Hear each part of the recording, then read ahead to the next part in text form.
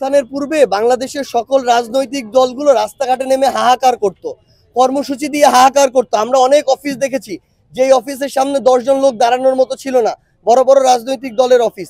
কিন্তু সবচেয়ে বড় কথা হচ্ছে জনগণ তখনই রাস্তায় নেমেছে যাদের উপরে জনগণ আস্থা রেখেছে। এখন যদি জনগণের ওই আস্থার প্রতিদান কেউ কোনো ব্যক্তি, গোষ্ঠী, দল, রাজনৈতিক দল না দেয়, জনগণ তাদের মতো করে আগামীতে যখন সুযোগ হবে জনগণ তার প্রতিফলন দেখাবে। আমরা স্পষ্ট করে বলি, আপনারা ইতিহাস থেকে দয়া করে শিক্ষা নেন। জুলাই সনদ আপনারাও চান, আমরাও চাই। আপনারা যদি জুলাই সনদ, জুলাই ঘোষণাপত্রের মতো নাম কাওয়াস্তে একটা পেপার চান, ওই সনদ আমরা চাই না। আমরা জুলাই সনদের আইনগত ভিত্তি চাই। এই জুলাই সনদ বাস্তবায়নের নিশ্চয়তা চাই। এটা বাংলাদেশের সচেতন কোন মানুষটা চায় না?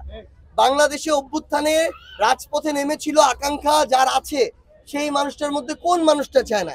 আমরা মনে করি তারা অন্য রাজনৈতিক দলের হতে পারে, কিন্তু তারাও চায় জুলাই সনদে যে সংস্কারগুলোর কথা বলা আছে সেগুলোর জন্য বাস্তবায়ন। আমরা তো এইটুকু চেয়েছি।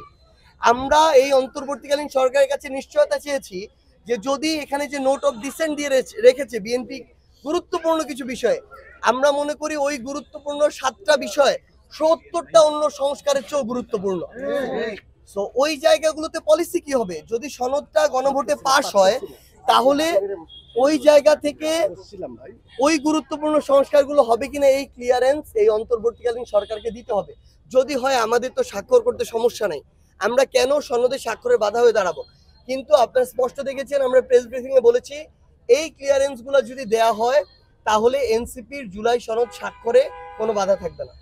প্রথমত হচ্ছে এই জুলাই সনদ স্বাক্ষরের পূর্বে সকল রাজনৈতিক দলের মধ্যে যে ঐক্যমত্য হওয়া দরকার ছিল সেটা হয়ে এই জুলাই সনদ স্বাক্ষরের যে প্রেক্ষাপট সেটা কিংবা যে দিন ধার্য করা, এই বিষয়টা হয় নাই। এটা খুবই অনাকাঙ্ক্ষিত। যেই রাজনৈতিক দলগুলো ঐক্যমত্য কমিশনে অংশগ্রহণ করেছিল তাদের মতামতের ভিত্তিতেই তো আলোচনাটা তো তাদের মতামতের ভিত্তিতে এগিয়ে চলছিল। সো তাদেরকে কনভিন্স করে সকল বিষয় ক্লিয়ার করে বাংলাদেশের মানুষের সামনে তারপরেই তো এই দিনটা হওয়া দরকার ছিল। আমরা তো সবারই তো এই আকাঙ্ক্ষা ছিল যে পুরো বাংলাদেশের মানুষ তাদের জায়গা থেকে যার যার অবস্থান থেকে এই স্বপ্নটা দেখছিল যে এত সুন্দরভাবে একটা জুলাই সনদ স্বাক্ষরিত হবে, এই সংস্কারগুলো হবে। কিন্তু অন্তর্বর্তীকালীন সরকার অনেকটা মনে হলো যে মানে তাদের কোনো একটা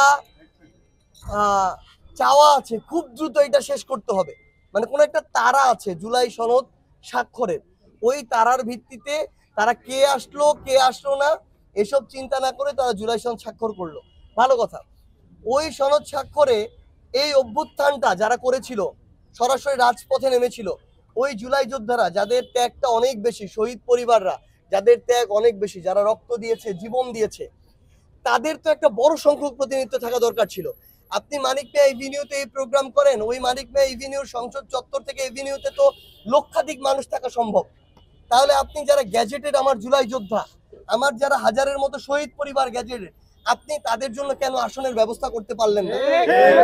শুধুমাত্র গতানুগতিক কয়েকটা রাজনৈতিক দলের প্রতিনিধিত্ব, এই অফিসার, এই আমলা, এই উপদেষ্টা, এই বড় পদবীর এক একজন অফিসার, এগুলোকে দিয়ে আপনি এত বড় অনুষ্ঠান বানান, তাহলে যাদেরকে নিয়ে এই অভ্যুত্থান হলো তাদের এখানে অংশগ্রহণটা কোথায়?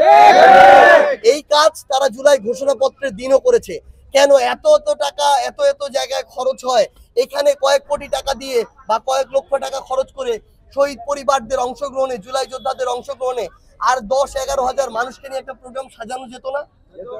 এটা করে নাই বলেই তো তারা তাদের ওই ক্ষোভের জায়গা থেকে তারা একটা অপ্রত্যাশিত পদ্ধতিতে ওইখানে প্রবেশ করেছে। কিন্তু এর দায় তো এই অন্তর্বর্তীকালীন সরকার বা যারা এই প্রোগ্রামটা আয়োজন করেছে তারা এই দায় এড়াতে পারে না।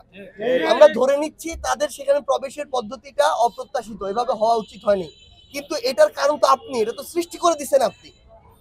এবং এরপরে আপনারা প্রশাসনকে ব্যবহার করে তাদেরকে যেভাবে উন্মুক্তভাবে এভাবে পিটিয়েছেন, আঘাত করেছেন, রক্তাক্ত করেছেন, আমাদের ওই আহত যোদ্ধা হাত হারানো ভাই আতিকের হাত যেভাবে খণ্ডিত হয়ে রাস্তায় পড়েছিল, এটা এই অন্তর্বর্তীকালীন সরকারের জন্য লজ্জার। এই অন্তর্বর্তীকালীন সরকার যেটা জুলাই অভ্যুত্থান পরবর্তী সরকার, সেই সরকারের জন্য এটা লজ্জার। আমরা আহ্বান করব অন্তর্বর্তীকালীন সরকারের পক্ষ থেকেও এই প্রশাসন যাদেরকে নির্দেশ দিয়ে এই কাজটি করানো হয়েছে শুধুমাত্র কয়েকটা স্বাক্ষরের জন্য, আমরা আমাদের জায়গা থেকে মনে হয় এই অন্তর্বর্তীকালীন সরকারেরও ওই জুলাই যোদ্ধা, ওই শহীদ পরিবারদেরকে ডেকে তাদের কাছে দুঃখ প্রকাশ করা উচিত।